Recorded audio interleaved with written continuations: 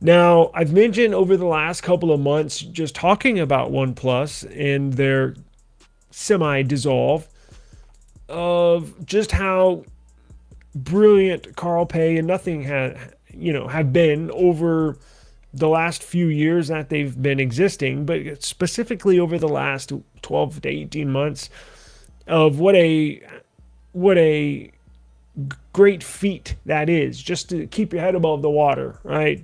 Just to stay alive. It's hard. It's not easy. It's very, very, very hard. And I gave them props numerous times of just keeping that company afloat, right? Well, now we have news that nothing might be next. Now, I don't get, excitement out of it. It's actually pretty a sad thing that it looks like nothing might be next. Now, don't freak out. They're not going to close shop tomorrow, but this is the exact same play. This is the exact same kind of news you would see with OnePlus, right? Because we heard, when did that article come out with Android headlines that we heard OnePlus might be folding? That was maybe 6 to 8 months ago. Well, every month or 2 months, maybe 6 to 8 months ago, every month or 2 months, you'd hear another story. And it was just nothing but bad news, more bad news, more bad news. Oh, they're closing shop in the US. They're closing shop in Europe. They've all these different markets. They're laying off employees here, laying off employees there. It was not good news, right? Every story you heard, whenever their name was in the news, OnePlus, it was bad news, bad news, bad news. Well, this is the first sign that nothing might be having struggles, because let me share my screen. There's a new article here that 9 to 5 Google put out. Now, the original report, let me pull that up.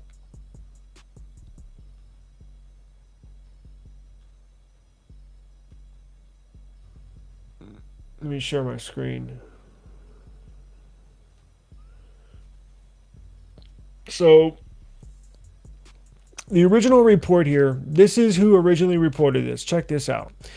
Nothing is going to exit 12 markets as global shipments decline despite India growth. So I put out a video. Was it a short or video? I can't remember.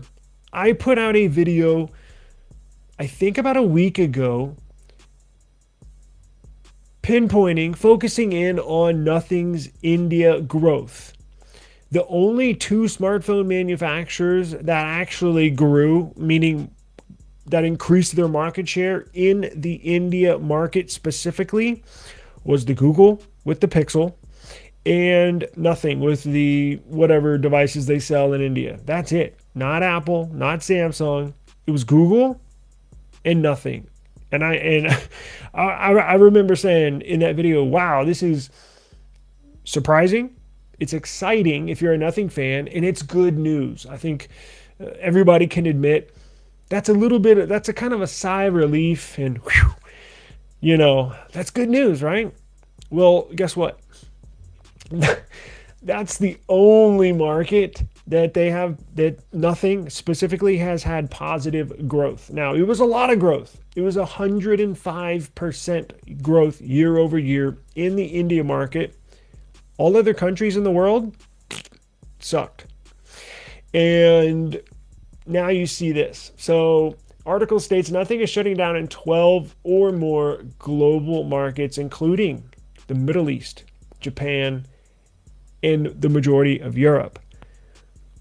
That's not good news. So, what does shutting down in 12 or more global markets mean? What does that mean? Well, it essentially means if you had any marketing there, any offices there, they're closing them down, meaning any retail locations, they'd shut them down. If they rented office space kind of like as a hub or a base in Japan, right? Maybe they rented space out of a high rise in Tokyo. Well, that's going to be closed. Maybe they had to employ 12 people in that Tokyo office to make sure shipments go through, to make sure, you have connections with suppliers, with marketing, and all 12 of those employees worked out of that specific office to kind of keep the company running in that general region of the world. Boom, all that's getting closed. So they're closing offices, they're laying off employees in 12 markets around the world. And again, this is what we heard. It's the exact same play we heard with OnePlus. Nothing is going to reduce its global headcount by 30 to 40%. That is an enormous number. That means out of every 10 employees, they're firing 4 of them. 40%. That's a lot. That's a lot. Now, the more surprising thing that I think, and I necessarily wasn't shocked by, but look at just how many few Nothing Phone 4B devices sold. They just sold 20,000 units.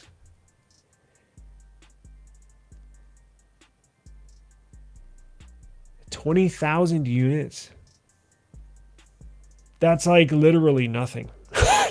Like, I saw this number today and I was like, 20,000? That's it? I mean, that's as big of a flop as I've seen in a long time. That's laughable. Now, what else does that mean? It's not only laughable and not good news, but it's even worse news, because that means that all that money that Nothing invested in the Phone 4B essentially went down the drain. Because how much did that phone cost? Let's just say, what was it? Was it $350? So in total profit for those 20,000 units, watch, $350 times 20,000 equals $7 million. Now, that's you have to, now business wise, you have to think, was that right? So $350, I believe it's $350 times 20,000 units. So that means all of the sales of the Phone 4B brought in $7 million. Now, out of that $7 million, you got to pay for manufacturing. You have to pay for putting it together. You have to pay for employees. You got to pay for marketing. You got to pay for overhead. I guarantee you they took an enormous loss on this device. Because remember, Carl Pei has stated in previous videos, they make about 40%, 40 to 50% of whatever the profit is, they get to keep. So if they sold if they got $7 million for all of the 20,000 units that were sold, that essentially means they get to keep 3 to 3.5 million of that profit from those Phone 4B sales. I don't want to bore you with numbers, but let's just say that's not a good number. I'm sure they were hoping to sell at least, now, wait, how long has it been out? Probably a month or two? It's a pretty low count. I think they were expecting and or hoping to at least hit 100,000 units, at least 100,000. And that's not, look, in the phone world, if you're selling a phone, and I know it's not for sale in the United States, and to be honest, how many more sales will they get from the United States? That's why these companies, and as much as I hate it, as much as I hate these companies pulling out of the United States, because it sucks for us, right, here in the US, because it just eliminates our options, I guarantee you they said it is not worth it. How many more would they have sold, realistically? If they only sold 20,000 units, how many more are we talking if they included the US? 5,000 more? 10,000 more? Really not that much. And you can see why they're kind of staying out of the US market because they're going to take a lot less profit per device if selling it in the US because of all these stupid tariffs that are keep on being implemented. So look, this is not good. Now, nothing, I believe, has responded to this report. Hang on. It says the phone 4B has shipped approximately 20,000 units globally since the launch. And here's another shocking number. In total, the phone 4A and phone 4A Pro have only sold 150,000 units worldwide. That's for two devices worldwide, only 150,000 units. That's not good either. So you can see by these numbers, business is not going as well as expected or as hoped, right? By me, I want to see them succeed. I know a lot of viewers also as well. Android lovers, you need, even if you don't like nothing, even if you would never buy one of their phones, it's imperative that they survive, and not only survive, but we really need them to thrive. You need that good quality budget option available. You need that good quality mid-range phone available to US buyers and to the rest of the world, quite frankly. It's imperative. They're not your typical average brand. I think we all know that now. But they put pressure, it helps put pressure on Samsung. It helps put pressure, maybe a little pressure, but a little bit is better than none, on Apple, right? Like, it's important for the tech world to have a company like nothing. So I really hope they can pull through this. But when you start looking at the numbers, kind of like that OnePlus report. Remember that initial report came out and OnePlus said, oh, no. It's fake news. It's not real. We're operating as normal. And that's exactly what Nothing co-founder said today. It's fake news. It's not real. We're operating as normal. Well, of course they're going to say that, right? Like, what do you want them to say? Oh, yeah, business is not good. Looks like we're going to shut down. No, they're not going to say that. They're trying to sell phones, right? Best Buy still has a boatload of phones they're trying to sell and on their website. And not just here, but in South Africa and Australia, New Zealand. They're trying to sell phones. So, of course, they're not going to say that. But history repeats itself. And as much as I don't want to say this, it looks like Nothing is headed on the same track that OnePlus just recently went down. And if Nothing goes down, you thought the US buyers' options were limited. Well, look, I was kind of disappointed this year with the 4A Pro. That's why I sent it back. I mean, I think all y'all know already. I didn't have the best experience with mine. Now, can Nothing do better? I mean, I guess so. I have no idea. I'm not in their offices. I'm not in their meetings. But as much, I think they have a good product. I just think they have to make a couple of tweaks. And if anybody's watching outside of the US, or if anybody's watching that has never used a Nothing phone, most people know my big gripe is that it only works with one carrier here. Like what are we doing? Like, little things like that, just, I cannot comprehend. Why are you going to officially sell a phone in the United States and it essentially only works with T-Mobile? Hello? Like, little things like that, sometimes I gotta, like, what are they doing? I think they can make a couple of tweaks, but that's still not going to, maybe it did affect sales here, but remember, we're talking globally. I don't know what it's like in Europe. I don't know what it's like in Japan. Maybe only one carrier works there too. Hell, I have no clue. But not good. Not good. Only 20,000 units of the 4B and only 150,000 units of the 4A and 4A Pro. So, yeah, not good. I don't know where we go from here. It says, in addition, global headcount is being reduced by 40%, and the company's R&D unit, which is split 70-30 between China and London, is facing layoffs around 50%. Wow, so they're doing major cuts. Now, what does that mean? That means they simply cannot afford to pay their employees, so they're saying, hey, we're having to lay people off. Will nothing survive this? I have no clue, but it does not look good because it doesn't look like we're getting over this memory crisis for a long time. Remember, experts say we're supposed to be in this memory crisis mode for well into the 2030s, and we're in 2026, right? So you're talking at least 4 years to get to the 2020. Excuse me. So we're talking about 4 years getting to the 2030s. And then what do they mean past 2030s? We're talking 2032, 2033, dare I say 2034, 8 years. Checking out.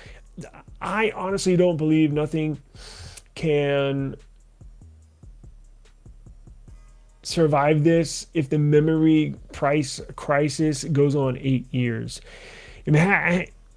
I'm not going to lie. It made me wonder, it made me think today, is this why they did not produce a Nothing Phone 4? Because they got the flagship 3, that flopped. And remember when that came out, I said they can't afford too many flops. Like if they want to thrive in this tech world, they're going to have to hit release after release after release. What does that mean? That means sell, baby, sell. They're going to have to sell devices.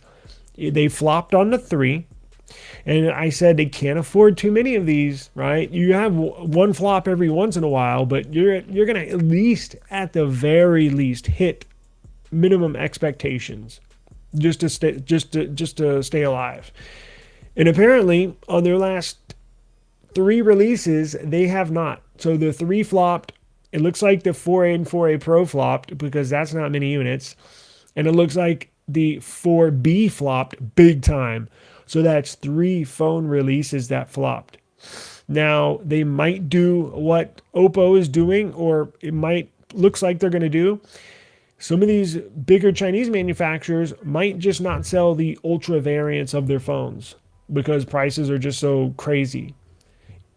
I wonder if they're having real discussions inside these Nothing offices, asking themselves, and look, when you're in crisis mode, everything's on the table. So I guarantee you they've had this discussion.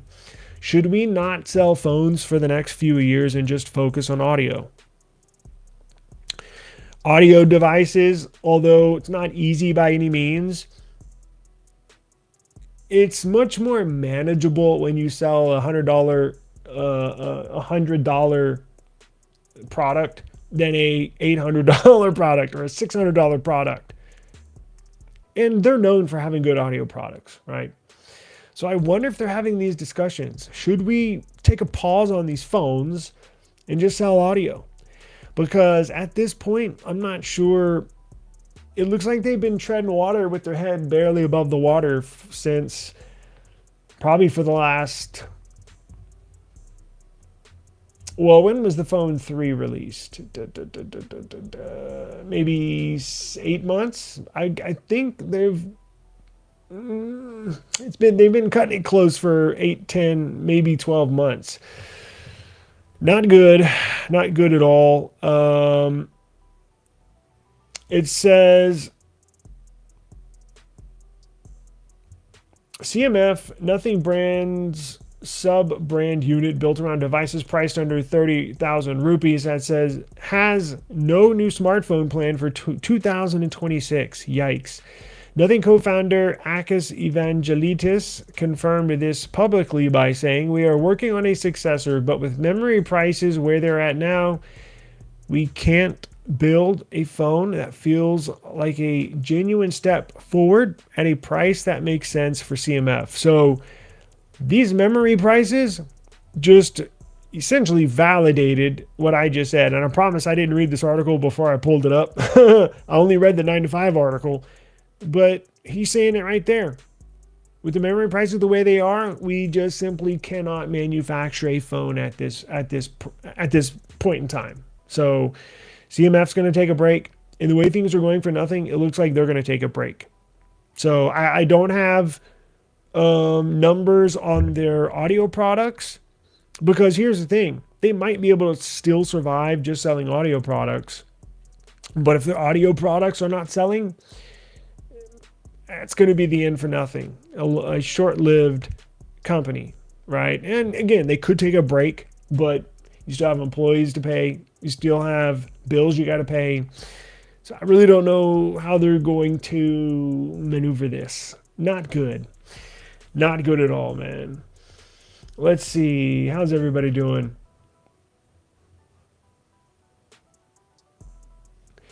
I've heard the new Pixel phones are going to make RAM more efficient despite degrading the RAM capacity, if I'm correct. Yes, you are correct. I did see that headline today. I did not read the article, but I can give you a breakdown without even reading it. Yeah, they're going to do that, for one thing, to make their phones more efficient, because they're reducing RAM on a lot of their flagships. So, of course, they want their phones to run nicely, but you know, that's good for Samsung people, Samsung users, because all Samsung flagships have 12 gigs of RAM. And yeah, they can, right? They can tweak the operating system, the core code of Android, and they can tweak it even before it gets to the build, gets to Samsung, even before the build gets to Xiaomi or nothing. They certainly can. So I think everybody would welcome that. I don't see why anybody would have a grudge with that way of thinking, or that tweaking of the Android operating system. Yeah, so Google today officially confirmed prices are going to be more expensive on the Pixel devices, unfortunately, and it's going to suck. So they've officially confirmed, I believe there's a price hike of $100. Now, I don't know. So when Google came out and made a statement saying that, yeah, our prices are going to get higher and we're going to tweak Android to make it run more efficient and use less RAM in future builds of Android. I don't know when they're going to start implementing that fix or that tweak. Not like it was bad in the first place, but of course, if you reduce the amount of RAM in a given device, yeah, you're going to need to run it more efficiently and use less RAM to make the phone, seem smoother. I never really had an issue with RAM management in the past, although every now and then I'll go in and into the developer options and I'll go and check and see my RAM management. I can't feel it on the phone, meaning like my usage of my Android devices are actually pretty good, really smooth, super fast, fluid, smooth, all that good stuff. But when I go in and check the RAM management, just how much my devices are using, it's up there. It's up there towards the max. So I see what they're saying. And look, as time goes on, as apps get bigger, code gets more complex, robust, more data. Yeah, you're going to need... So maybe they had this on the roadmap. I'm talking about Google with their Android developers department, the core Android. Maybe they had already planned on their internal roadmap for different Android versions. Maybe they had addressing RAM management, on the roadmap in 2027. But now they're like, well, shoot, we need to rev that up, get that going ASAP, because our latest phones are going to get more expensive and we're going to put less RAM in them. So we need to tweak Android like right now. But I don't know when they're going to implement that. And I don't think it's that hard. I think it can be implemented. You know what? They're probably going to implement it by next month, to be honest with you. By the time these new devices hit the shelves, I think you're going to see a day one update for those devices specifically, for the new Pixel 11, Pixel 11 Pro, Pixel 11 Pro XL, and Pixel 11 Pro Fold. I guarantee you they're going to push a RAM management tweak to those devices on day one, right out the box. Now, I think they'll ship that new RAM management code in probably September's monthly security patch, because Google issues those to Samsung, to Xiaomi, to Nothing. And then the Samsung, the Xiaomi, the Nothing developers, implement their code, their skin into that base build of Android, and then push it out to their phone. So I think we're going to see this pretty quick. Now that I think about it, we should see a smoother, more efficient RAM management. I just hope they don't just close out apps in the background left and right, and it may take a month or two, maybe 3 to kind of get feedback from users and tweak it just a little more, just to every once in a while over the next few months that they do implement this, just to make sure devices are running smoothly. So I think we're going to see this pretty quick, and that's a good thing, right? That's a good thing. And you can check your RAM management. Just go to your developer options settings and you'll see it there. All right, you became a member. Thank you so much. We're going to do a members only live stream tomorrow. If you want to talk technology with me, you can be my guest. You don't have to show your face. You can get behind an avatar and just talk on a blank screen. But if you want to talk technology with me, you want to discuss stuff, you have any questions, maybe you can't decide where to get a Z Fold 8, right? There's a lot of options out there. Hit the panel with me and others on our members only live stream. This will be on YouTube only. But become a member. We'll discuss technology. We will help you. We'll break down your options. And we'll have a group think, and try to hypothesize maybe the best place to get a new Z Fold 8. So we'd love to see you there. If you're watching this on TikTok, jump over to YouTube and search eSIM Studios. We will pop up. Join. And we're going to do these members only live discussions here, I think on a weekly basis. So hope to see everybody over there tomorrow. What's going on, brother? I know Nothing is technically sold to U.S. consumers, but it's not fully compatible on all major carriers like Verizon or AT&T. I had to trick the network just to get AT&T. No. That was on the Nothing phone. I had to trick the phone. No, I had to trick the network with the phone I was using, but that was on the phone 3A. It wouldn't even accept a SIM card in the Nothing phone 4A Pro. Just total reject. And AT&T did not accept the phone when I called them. They said they do not support. They literally told me verbatim, they do not support that Nothing phone 4A Pro. Really, Nothing? Really? So, yeah, it's a head scratcher. I don't understand how you're selling a device at Best Buy officially and on your website to U.S. consumers, but only one carrier works. Like, imagine how many people have a bad experience, right? Maybe somebody says, oh, cool, that's a badass phone. I've heard about Nothing phones, but never used one, or, haven't really had the urge to buy one, but now I'm going to try it, right? And they go out and they go to Best Buy, they look at it, yeah, this is cool, let me buy it. And then they throw their Cricket or their AT&T SIM in there, boom, nothing. No pun intended.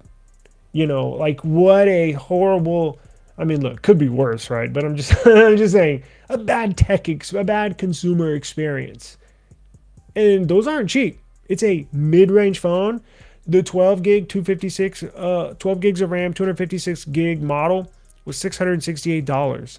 That is not cheap, right? You can get a Motorola Signature that blows it away on the spec sheet for the same price. So it's like, these are not necessarily that cheap. These are expensive, and that person that gave Nothing a try is going to return it, and they're never going to use and buy a Nothing phone again, because they're going to be like, oh, really? This is what they're all about?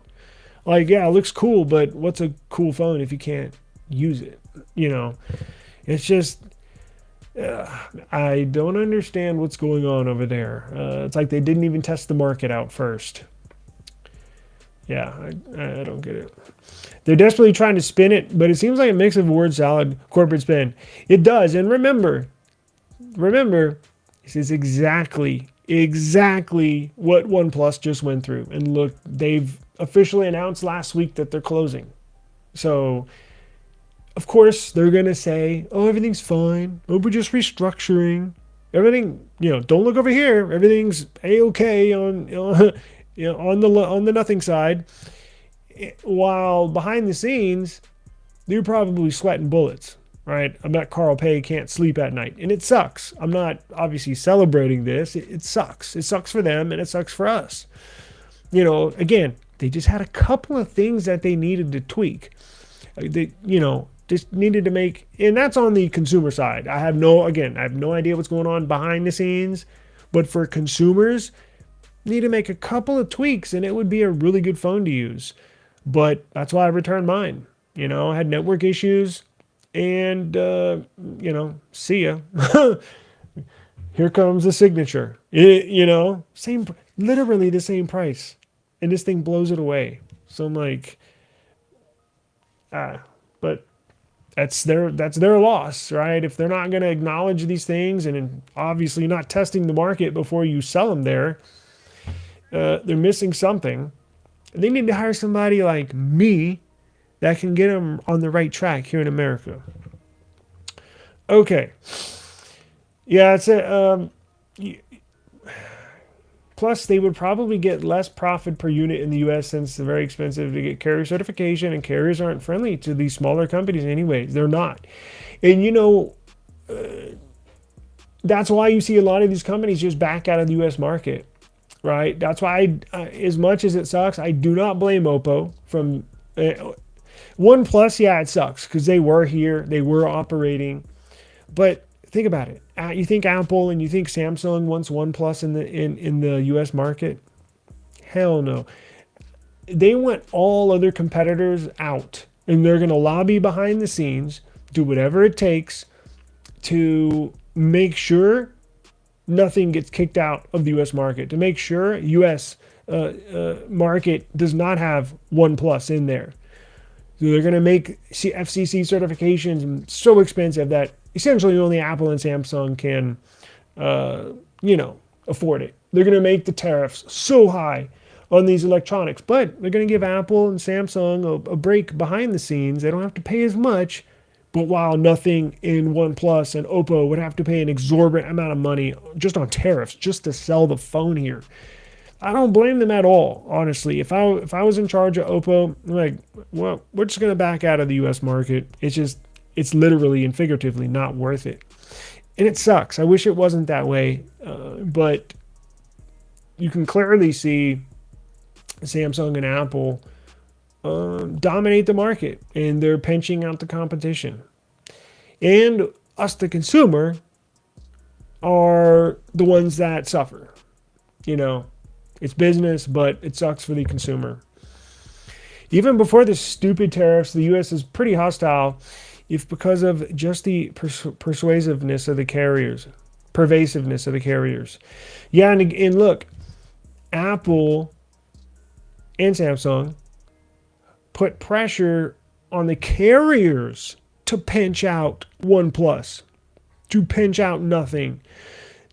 The carriers do not want you using an unlocked phone. The carriers want a monopoly. The carriers want your business.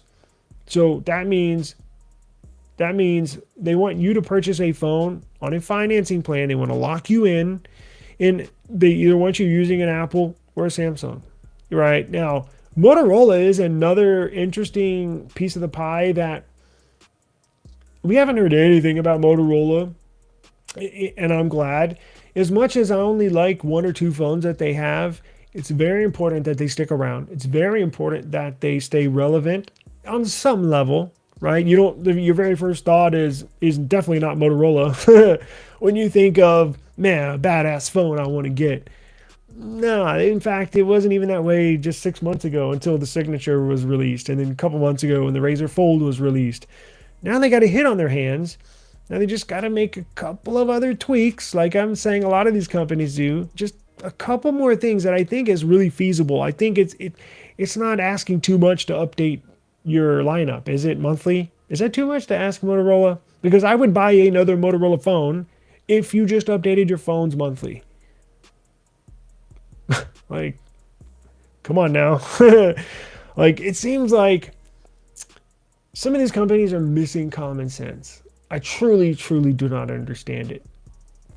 But back to your point, yes, trust me, it's all like a little monopoly. Like they're all in it together. You know, the administration, wink wink, is getting kickbacks. Apple and Samsung are getting kickbacks. The carriers are getting kickbacks. They're all in it together to pinch out the other competitors. And even if they do that, yes, Apple and Samsung are butting heads as far as market share. But as long as they can kick out Nothing and OnePlus and keep Oppo and Xiaomi out of the US market, it means more business for them. And then they can focus on battling each other more because the absence of Nothing, the absence of OnePlus, the absence of Oppo and Xiaomi means more market share for them because the users of those other manufacturers are going to have to buy a new phone at some point, and they want it to be an Apple iPhone or a Samsung Galaxy, and they want you to use, preferably buy it from them, or if you get it from AT&T, hey, no biggie, at least you got one of our devices because they know you're going to be locked in for a few years, and you're more likely to buy a tablet, you're more likely to buy a watch, you're more likely to buy their services. So it's this big, just churning of business and cutting out the competition, signing up services. It's just this big, nasty. It really bothers me, but there's nothing we can do. It's just like watching a car crash in slow motion. It's like, you know what's going to happen. There's nothing you can do.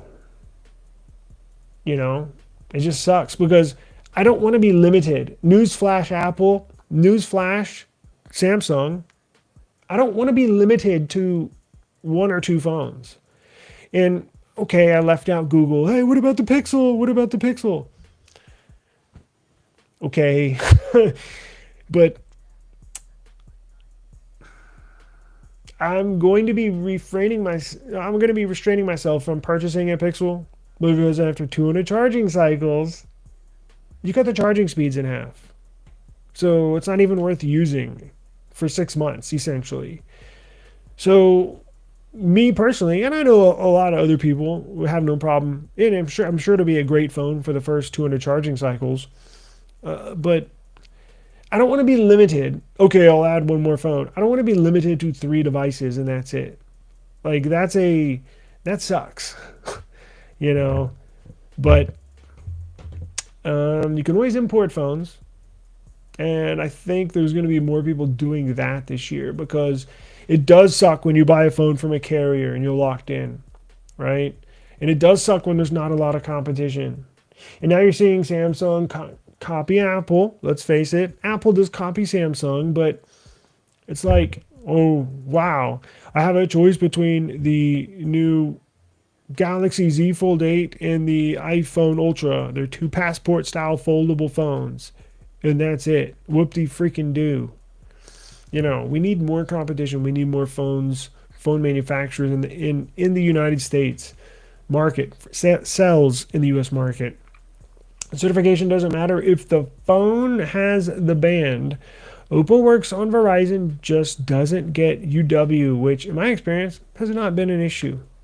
Good point. We just have to remember that tariffs are passed to the consumers. Very true. Very true.